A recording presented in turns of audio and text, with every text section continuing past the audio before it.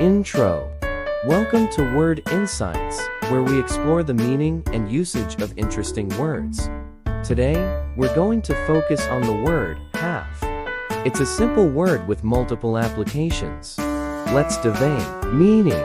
Hɑːf is a noun and an adjective that represents one of two equal parts into which something can be divided. It's a term used to indicate a division or portion that's exactly 50% of the whole.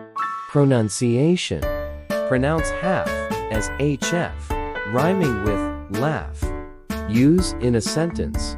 1. She ate half of the pizza, and I ate the other half. 2. He's only half as tall as his older brother. Synonyms. Synonyms for hɑːf include 1/2, part, portion, or 50. Conclusion.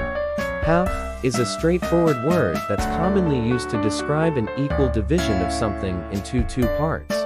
It's applicable in various contexts, from sharing food to measuring quantities. Thanks for joining us, and may your life be filled with joyful moments that make you feel like you're on the winning half of the game.